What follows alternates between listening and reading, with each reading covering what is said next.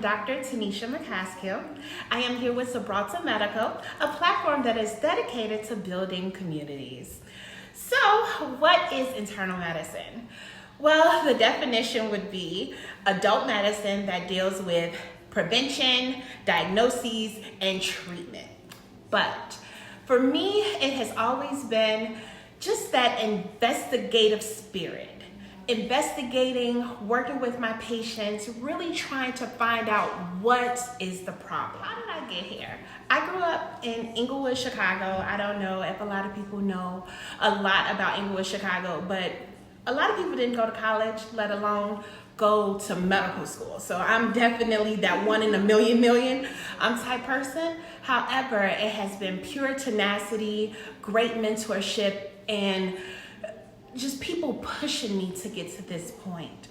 I can recall a long time ago, at 8 years old, my auntie's best friend being diagnosed with AIDS.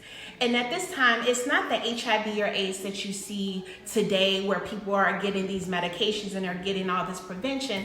It was the AIDS where they will put you in a hospice type facility and you have to say goodbye to your loved ones. And I remember my auntie best friend being such a robust, we would call her like a dime, okay? So she was just an awesome, well put together woman being completely emaciated by this disease. And I remember asking my auntie, why? Like, why is this going on? And my auntie was just like, hey, it's a virus. And I'm like, what is a virus?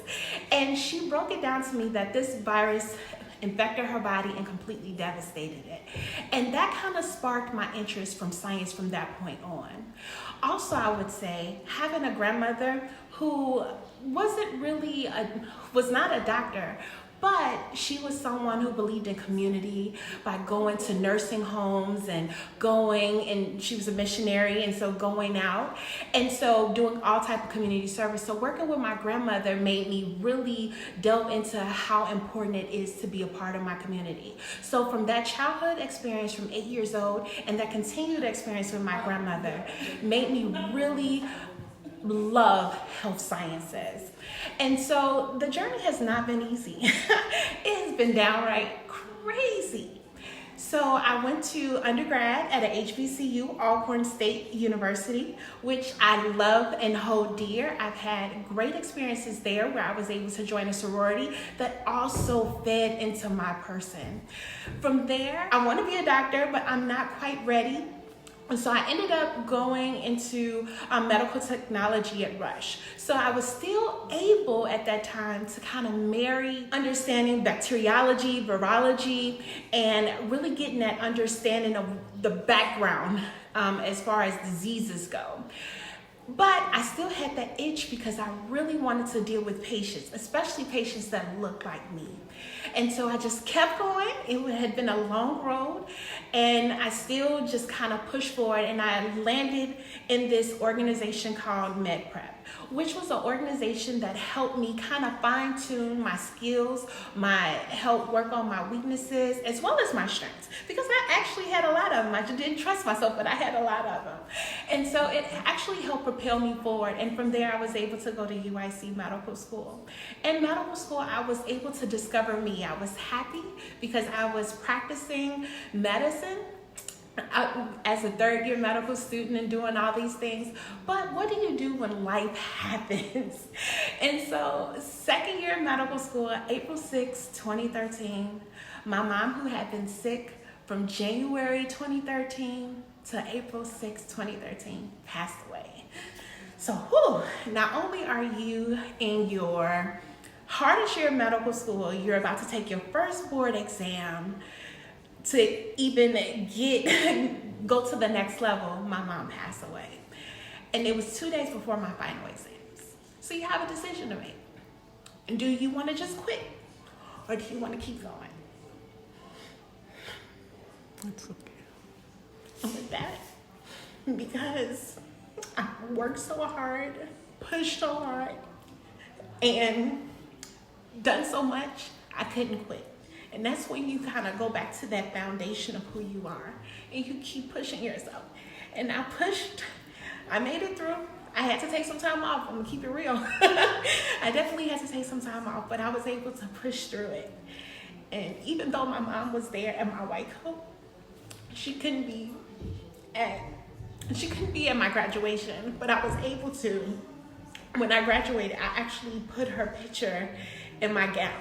So when I patted my chest over my heart, I was able to say we did it.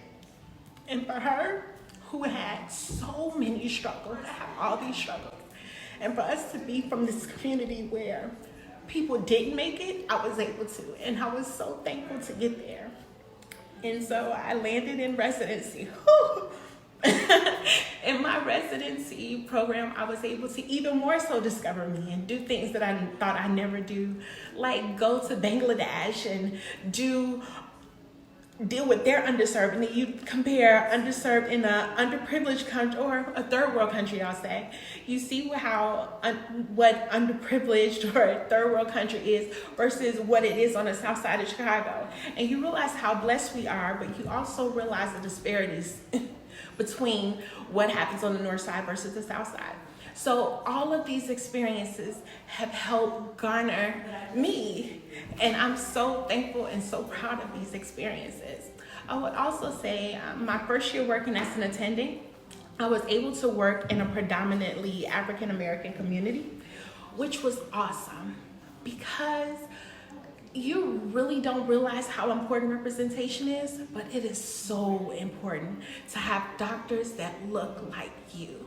Because I've had doctors or patients of other colleagues who wanted to transfer to me just because they knew I would understand it. When they said something, I knew what the connotation of what they were saying. It was like, so I remember telling a joke to one of my attendings who was Indian American, and she was asking everybody what second language do they speak.